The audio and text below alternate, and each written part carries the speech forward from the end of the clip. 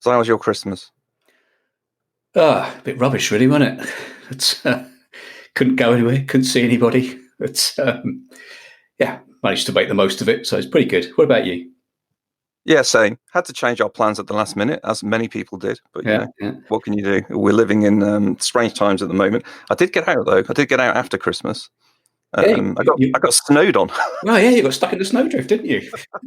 Well, snowdrift is a bit of an exaggeration, but I did see some snow a couple of days ago. I was up in the hills above Eddington, and it was quite sunny actually. Then out of the blue, this cloud came from nowhere, as it often does up there, and a little bit of rain came down. I thought, I better head down now. And as I was heading down, it turned into snow for about 2 minutes. So yeah, I've seen my first snow of this December. And I saw your little video on your Facebook site saying "help." Yeah. Actually, I was more concerned about the mud up there. I mean, it's so muddy. I mean, I was slipping and sliding everywhere. I thought I was going to fall over and injure myself, but that's the hazard of walking in the countryside at this time of year, I guess.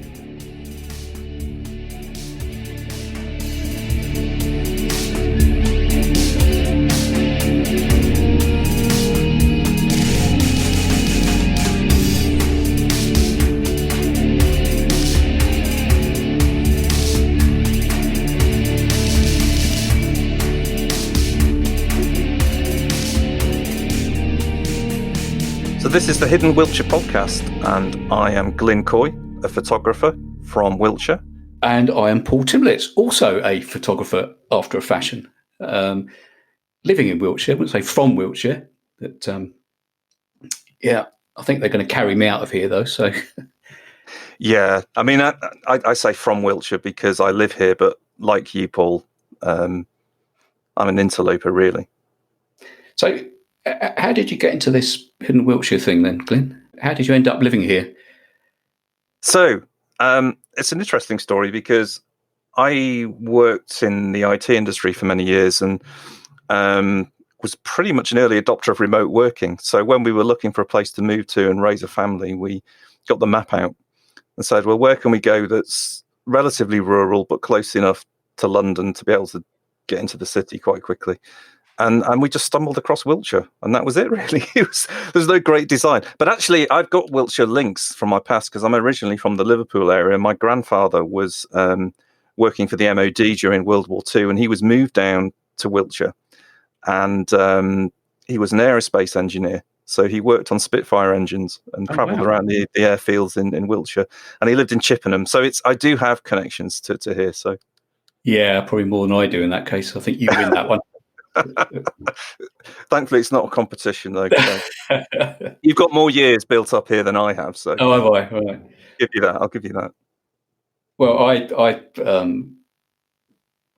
I'm from Kent, so I can never remember if I'm a man of Kent or a Kentish man. But that's where I was born, and then brought up in Sussex, and then went to university in Bristol, and eventually ended up in Wiltshire. But I managed to get myself made redundant in 2018, which was wonderful. Prior to that, I worked in the city and commuted from Wiltshire to London every day. And then, like you, Glyn, became an early adopter of working from home. And before they knew it, nobody'd seen me for months. So it was quite easy to make me redundant. As I say, I think they'll carry me out of Wiltshire in a box. So. Yeah, I think I'm stuck here now. I wouldn't live anywhere else, to be honest. I'm the person behind the sort of Hidden Wiltshire concept. I started up a few years ago. And I think about 2 years ago, Paul, you joined me along for the ride, really, didn't you? You started to get involved as well. Yeah, I can't remember how I managed to fall into that trap, but I think it was... I think I posted some photographs on the Facebook site. Yeah, I think so. I think actually at the time I was looking for some volunteers because that's right.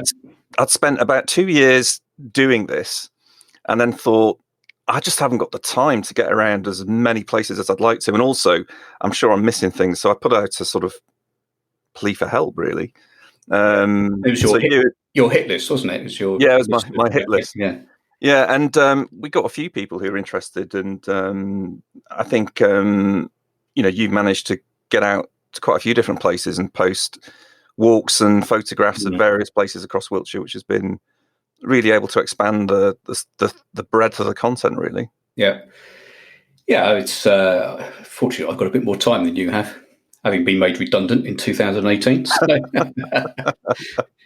But the upside to that was I could indulge my passion for walking and more importantly, taking photographs. So, yeah, we have this kind of photo thing going on because I think both of us are photographers.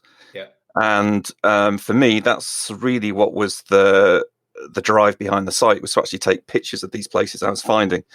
And it grew out from there. Actually, it started because it must be about 3 or 4 years ago. I got a drone and shoved it up in the air above Biss Woods by West Ashton on the outskirts of Trowbridge, because there's some great colour there. Yeah. And the colours were amazing, and it looked like something you could have photographed in New England or something. And it was a bit strange for me to think this is a little wood on the edge of Trowbridge. So that started it. But I had this idea that, there must be many other places out there that are surprising in Wiltshire that aren't really well known. So we have, the normal tourist honey traps like Stonehenge and Avebury, but I was just interested to find some of the more hidden places. And that's really what the concept was about. And I started out with a drone thinking everything would look better from the air. And then I quickly realized that there's a lot of places in Wiltshire you can't find the damn things because Salisbury Plain is a no-fly zone. But also it looks good from the ground as well, Wiltshire. So that's really how it all started, and it's evolved from there, really.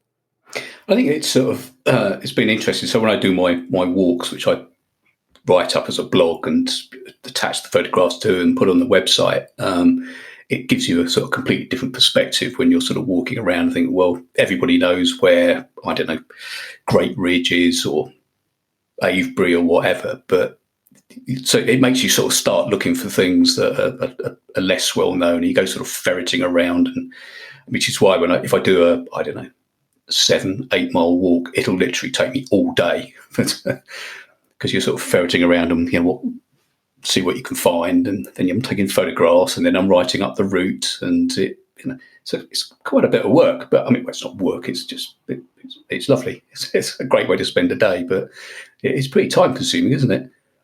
Yeah, it is. But what I do is I wait for you to do the 7 or 8 mile walks, and then I take your route and follow it, so I don't take the whole day. Yeah.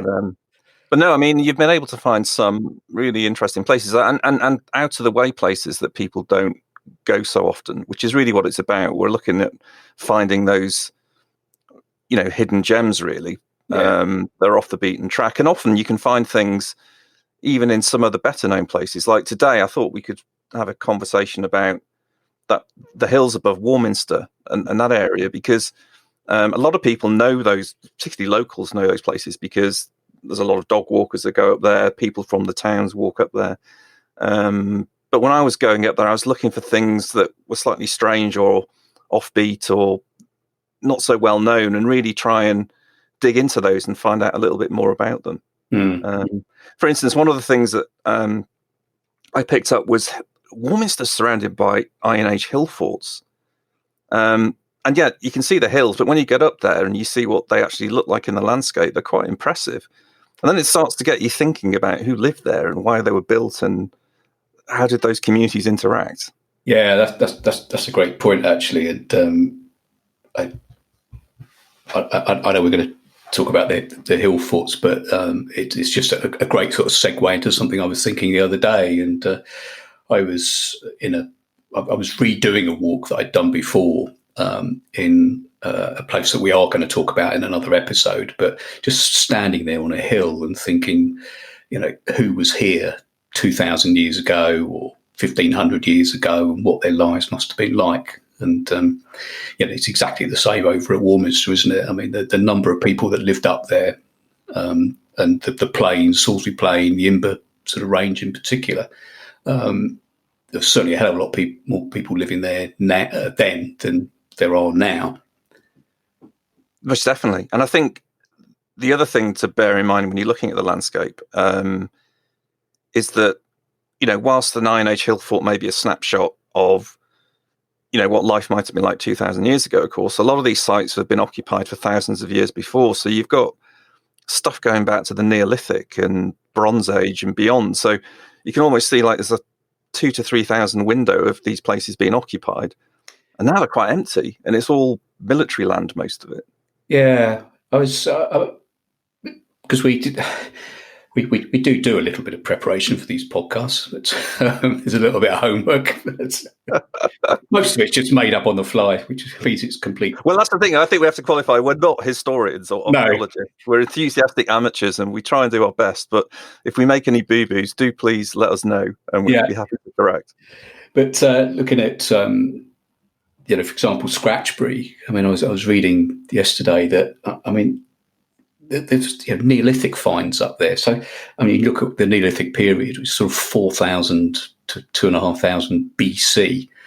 I mean, 6,000 years ago, there's people up there leaving bits of flint. I mean, it's just a mind-blowing thought, isn't it?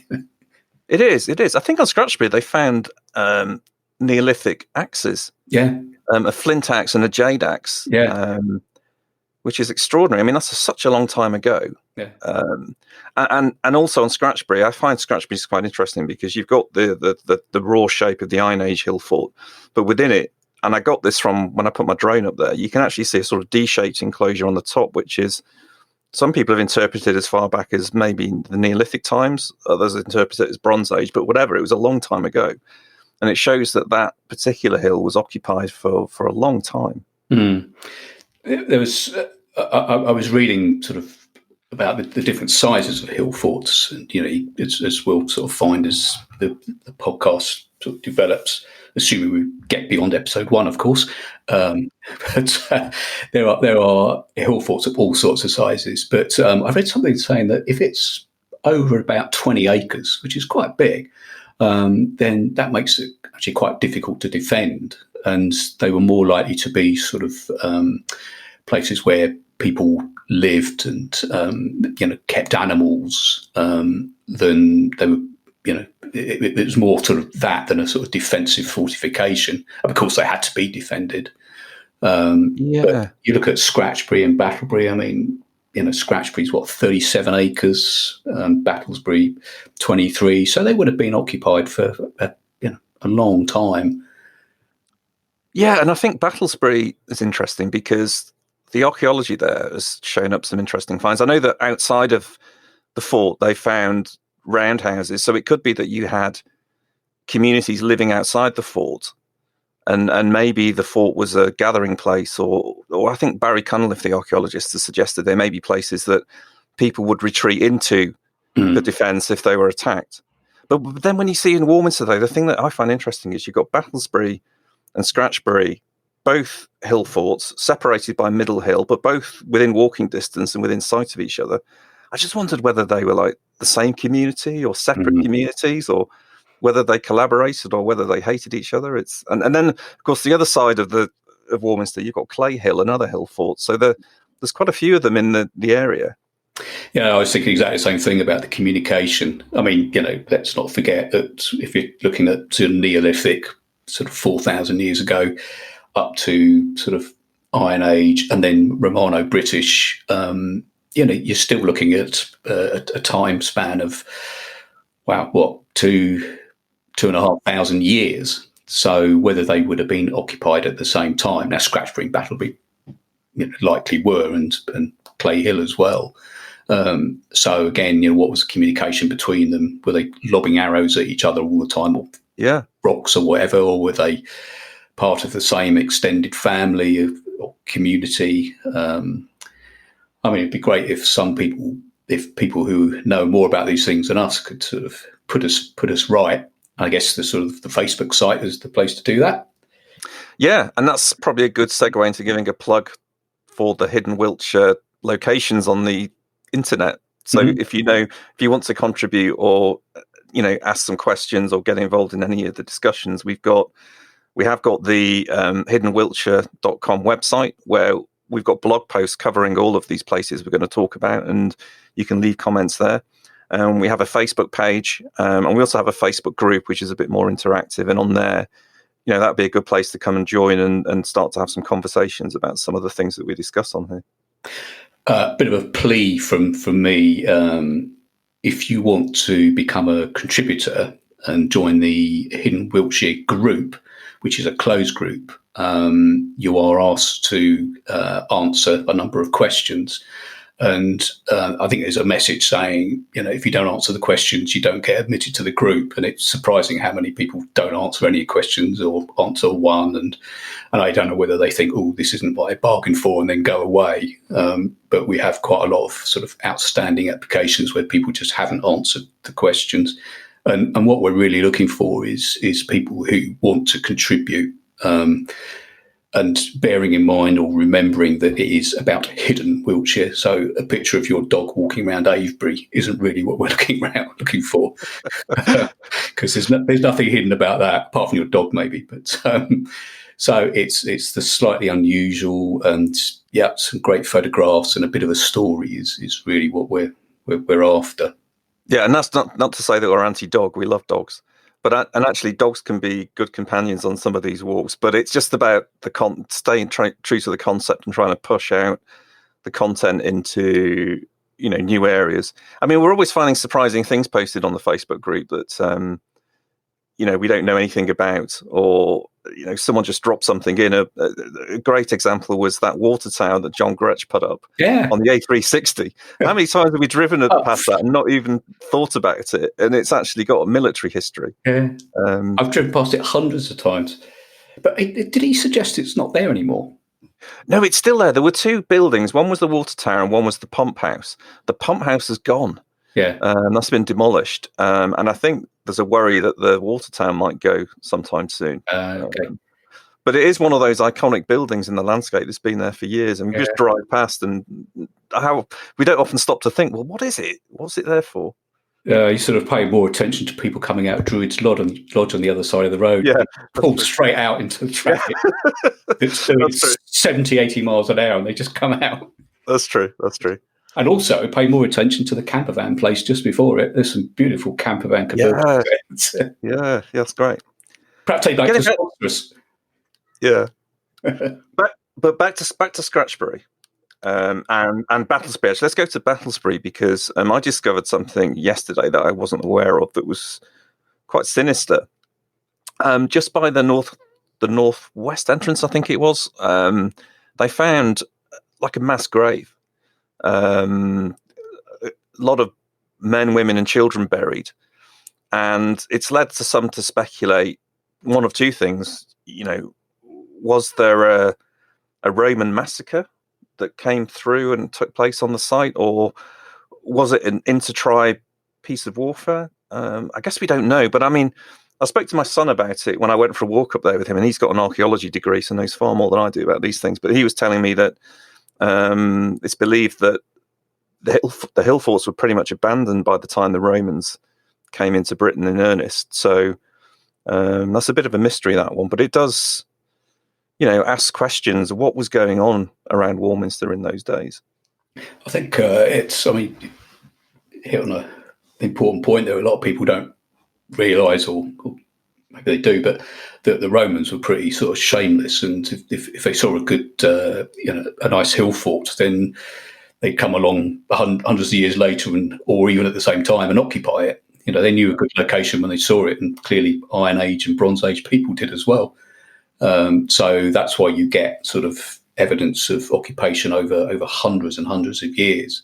The Iron Age people move there, or live there, and then the Romans come along and think this is a great location. We can see for miles, we can defend it. So, we'll develop it as a location. And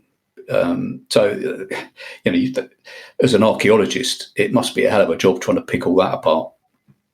Yeah, I mean, I know the Romans are very good at what they would call today cultural appropriation. Yes. But it is interesting, because I know that up on Salisbury Plain there are a number of Romano-British settlements which are evidenced in the landscape. I know over above Nook, by Nook Castle, which is kind of an earthwork, which is a bit like a hill fort, but not quite as big. It's probably an animal enclosure. But there are two Romano-British settlements up there. And then again, just beyond there, you've got a Longbarrow, half of which has been blown up by the army at some point. Yes. Nook Longbarrow.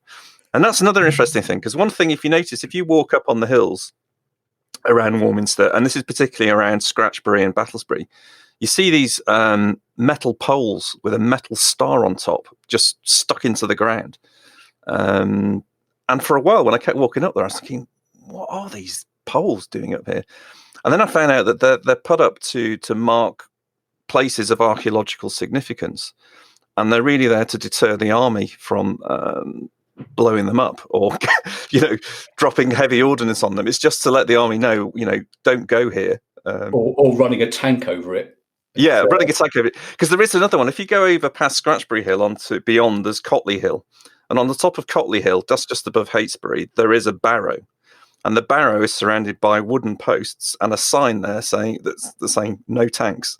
So I think it is a hazard.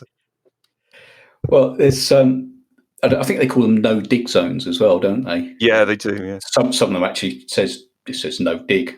Yeah. But I mean, I was out walking with some friends yesterday. Obviously, we kept apart and all that stuff. But we did a walk on the plains near where I live, and there's. I mean, I've seen it dozens of times, but there's a little sort of mound, and there's white posts all around it, and as you described it, the little silver star thing plonked right in the middle of it.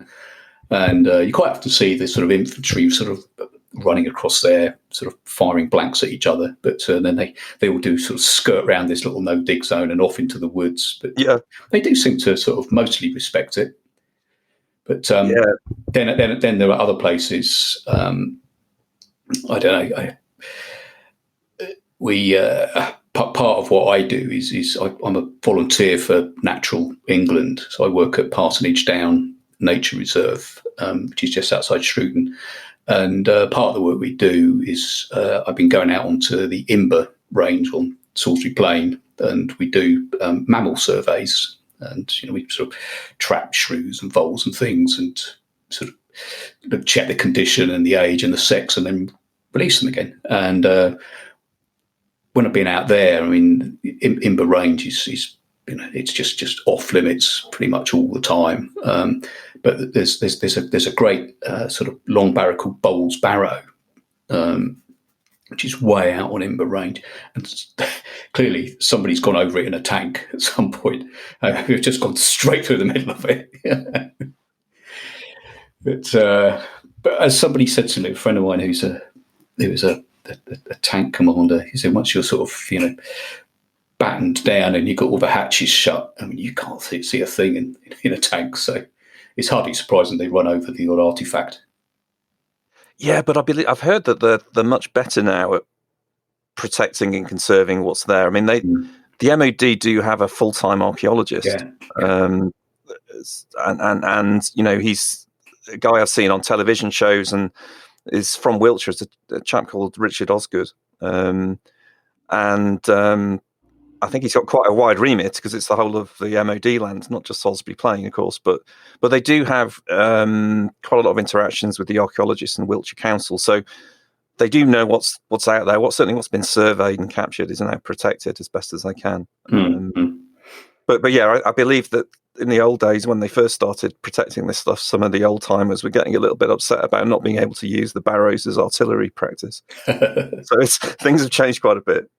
Well, let's face it, if you can't hit a long barrow, then there's no hope. And there are quite a few long barrows on Salisbury Plain. I can't remember the exact number, but there's quite a lot that the MOD have to protect, and some of them are in really, really rural locations. Particularly, I think there's one over on Blackheath, which is about as remote as you can get. Well, I think in a later episode, we're going to talk quite a lot about Salisbury Plain, and I think the plans also for these podcasts is that we bring in guests from time to time. And I have a friend of mine who works with us up at Parsonage Down, who is a retired archaeologist, so he knows this area very well. And maybe that's a guest for the future as we bring him in to talk about some of the archaeology out there. Particularly Blackheath, because that's not far from where we live here. Yeah, that would be great.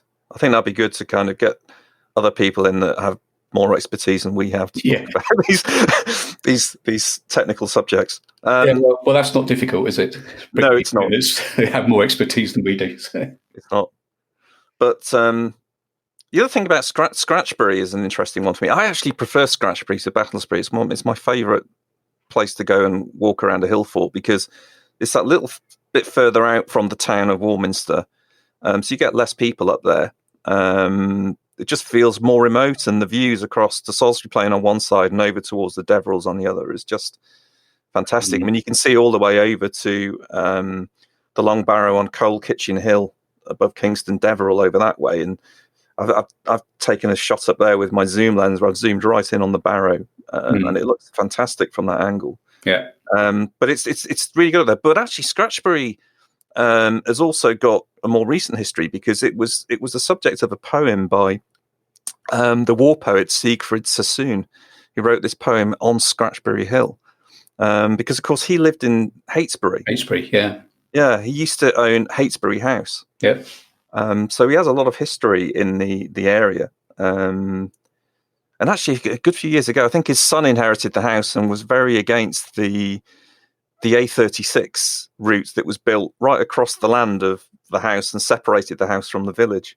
Because I know that's another thing, is if you're doing a walk in this area, you can drop down from Cotley Hill into Heytesbury, and there's a couple of good pubs in Heytesbury, and in normal times you can have a liquid refreshment. Yes. You'd have to have a Scotch egg or something with it at the moment. Well, several Scotch eggs, I think. But the only thing I would say with that is that I did it recently. I parked up in Heytesbury and walked up Cotley Hill and to get up to Scratchbury, and you have to cross the A36, and goodness me, we need a bridge or something over there. That is a dangerous road to cross as a pedestrian. It's a shocking road. Although it always makes me smile over at what's the village called? A bit further east of Heytesbury. Is it Upton Lovell?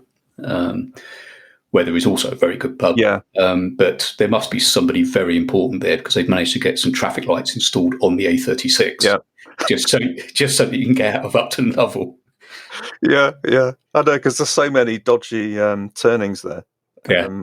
I know I used to, a couple of times a year I go over to Nook to do some livestock spotting for Wiltshire Wildlife Trust. And when you come out of Nook and you have to turn right onto the A36 to get back towards Warminster, that's a dodgy turning as well. There's been quite a few accidents there over the years. Yeah, it's nasty. But, so Cley Hill, you mentioned a little bit earlier, and I have to admit that I've lived in Wiltshire for 26 years now, which is longer than I've lived anywhere else in my life, and I've never been up Cley Hill. Up Cley Hill? No. You must be the only person in Wiltshire that hasn't. The car park was always jammed. But it's not just persons. I mean, it's aliens as well. Is that right? So it's a UFO paradise. It's a UFO hotspot. No, I'm not sure if many people know this, but around Warminster in the 1970s, Warminster was a UFO hotspot, and people used to gather from far and wide at these UFO spotting gatherings, and Cley Hill was very much part of that. You don't think it's got anything to do with what the army are up to?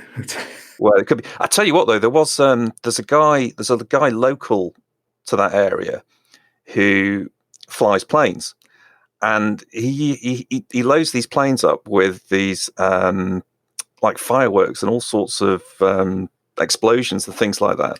And that's his thing. He goes around air shows doing these sort of at dusk, flies his plane around and throwing off all these fireworks. And I've seen him a few times doing it above Cley Hill, and every time you see people on Facebook going, "Has anyone seen a UFO above Cley Hill?"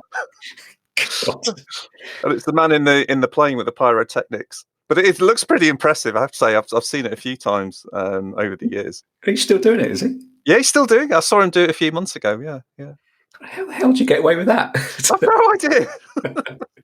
But yeah, it's this pyrotechnic aeroplane guy does it, and I think he's probably been responsible for the any recent UFO sightings up there. Yeah. But yeah, I it's funny because a few years ago I was up over on another hill fort, not so far from Warminster, over at Westbury White Horse, and I was flying my drone up there, and when I was going through the footage afterwards, I noticed this small white object fly underneath my drone. So I put it up on YouTube and said, anyone got any idea what this is? And it got picked up by the Wiltshire Times. And the next thing you know, it was a headline saying, UFO shot over the Westbury White Horse. And it was just a seagull. I think it was a moth or something. I don't know. But it was, I just put it up provocatively. It's like, oh, UFO. And it got picked up by all these UFO sites and shared around the world. It was just quite funny how these things can go viral. Oh, God, that was a whole new different subject, which could get very controversial. So I won't even go there. It could. But the other thing you see up in that side of the world is you're very, very close to Salisbury Plain. You're right on the edge of the Imber Range, which is off limits for most of the year. But I often see this from where I live because I'm on the outskirts of Trowbridge, and from the top of my house I can look across and see the escarpments of Salisbury Plain. But when there's military activity up there, like there has been recently, you see quite a lot of flares put up at night, and you hear artillery, machine guns, and everything. It's quite an active military area, so not a place to go wandering if you don't know what you're doing. As you know, Glyn, I live on Salisbury, or a village on Salisbury Plain, or right on the edge of it. So it's you cease to take much notice of it. After a few years, it's just almost an everyday occurrence at certain times of the year. Yeah, it can get very loud. Well, it's a funny story there. When we first moved to, so I live in Shrewton, and when we first moved here 26 years ago, my wife and I came to look at the house that we ended up buying, which is a little thatched cottage, and it was sort of summertime, and this lovely lady who was a retired teacher lived there, and so we went to look at the house, and she said, "Oh, come in the garden and have a cup of tea." So we're sitting in the beautiful summer's day, having a cup of tea in the garden, and then there was this enormous bang, and my wife literally fell off her chair. And I turned around and said, "What the hell was that?" And she looked at me and said, "What?" And she hadn't even noticed it. And she said, "Oh, that's just the guns. You get used to that." But I can't remember what our reaction was, whether we thought, "What on earth are we doing?" But I mean, at times the windows shake, the doors shake, and the big exercise that has just finished here, Wessex Storm, which went on for a month. The noise was incredible. But it's a small price to pay to live here, I think. Yeah, that's true. I mean, we often get the windows rattling and things like that, and but you do get used to it. You just switch off, and the best thing for me or the most interesting thing is seeing the light shows at night when they're doing the sort of night manoeuvres. But they do all sorts of funny things up there that can impact on the local area. I know they've had issues with fires in the past, and I remember a couple of years ago, Trowbridge was absolutely covered in dense smoke, and people were calling up the fire brigade saying, "What the hell's going on? What is this?" And what it was, there was a fire up on Salisbury Plain, and the wind just blew the smoke into the town. Yeah, I remember driving up the A360 from heading towards Devizes from Shrewton, and it was just like a thick fog. And I think they actually closed the road eventually, and they were telling people to shut their windows. But that's for another podcast, I think. Indeed. The Salisbury Plain one. Yeah, Salisbury. It's funny though, because all these things I think will kind of punch out into different areas for future podcasts, because it's all that this is the thing and this is the great thing for me about Hidden Wiltshire, is that as I've gone around, I've been able to find these places and sort of connect the landscape up in my mind. It's like a jigsaw puzzle, and you can link these different bits to each other, and you can start to imagine how these communities would have been connected to the landscape and moved through it, and how every bit of the landscape has an impact. Like, for instance, if you look around a lot of the hills, the hill summits in Wiltshire, you'll see long barrows strategically placed because they're very visible to be seen. But going back to the Warminster area, I did a great walk, and this is a great circular walk of mine that I put up on the website, where you start off on the outskirts of Warminster by Battlesbury Road. There's a sort of tank road there that goes off the road, and a lot of locals will park there, so you see cars parked, but you can walk there directly up to Battlesbury and do a circuit of Battlesbury. And as you do that, you'll start to see the scale of the ramparts. I mean, they're huge. There's huge gouges out of the landscape, out of the side of the hill. When you think they didn't use JCBs or anything back then, it would all been done by hand. Yeah. It's pretty impressive. So they're digging out this defensive rampart, which is still intact and still there. And then as you look around, when you're on the summit, you can look around and you can look across to Scratchbury and Middle Hill, And you start to see other things in the landscape. And when you've got the map with you, the Ordnance Survey map, you can see they have names. And one thing that's very prominent up there, particularly on the side of Middle Hill, are what are called strip lynchets. And you see a lot of these in certainly in the Wiltshire landscape. And as far as I can make out, and they don't know for sure, but they seem to be some kind of an agricultural thing from the post-Roman period, maybe the medieval England, or maybe even early, who knows? But you can see they're like flat terraces cut into the side of hills. Yeah, I think they were for sort of it made sort of cultivating the land easier. These sort of little, as you say, flat terraces, and they're never very wide, are they? No. It's sort of, I don't know, a metre and a half wide. Yeah. But I suppose, I guess it's an indication of how sort of marginal some of the land was. So to have to sort of cultivate something on a steep hillside, they must have felt that it was worth making that sort of effort to level these little terraces out. Yeah. So there's strip lynchets on Battlesbury, did you say? They are on, as you stand on the top of Battlesbury and look across the Middle Hill, which is the hill in between Battlesbury and Scratchbury. Middle Hill on the left-hand side has got these very, very prominent strip lynchets. Yeah. But as you look from Battlesbury towards the other side of the valley, which is across the Salisbury Plain, there are also quite a lot of strip lynchets marked into the hillside there. So if you have the Ordnance Survey map, it marks them out, so you can actually see them. Yeah. But they're very prominent around there.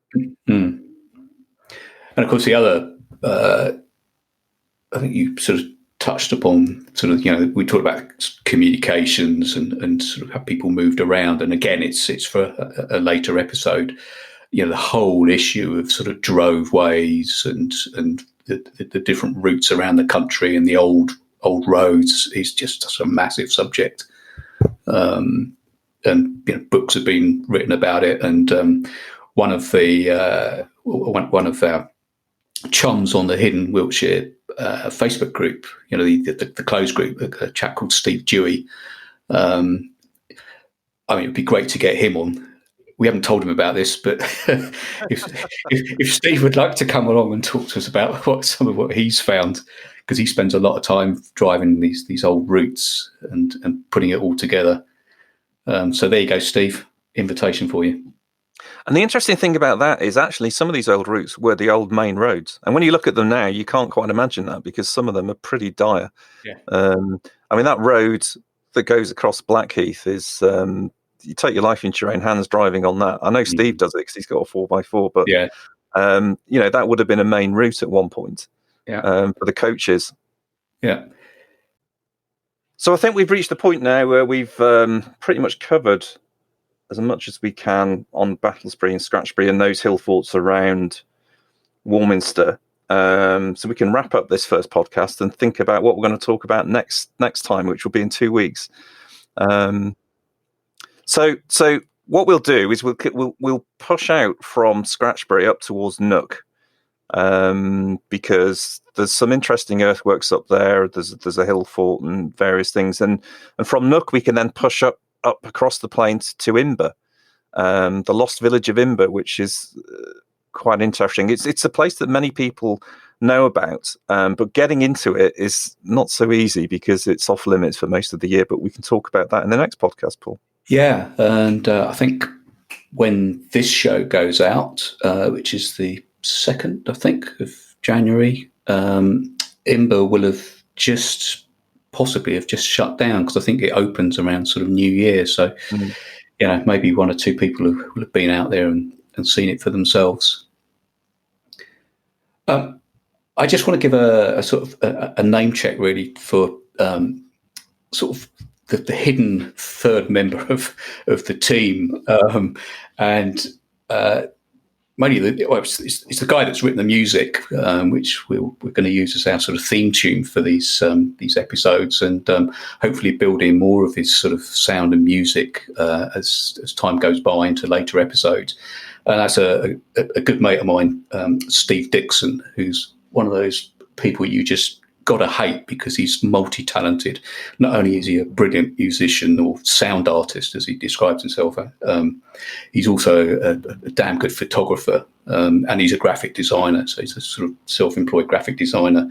So if you like the music, Steve can be found on SoundCloud. If you go to SoundCloud, where you can find him under the name River and Rail.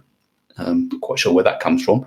On Instagram, if you want to see some of his photographs, it's Steve Dixon, which is DIXON_creative.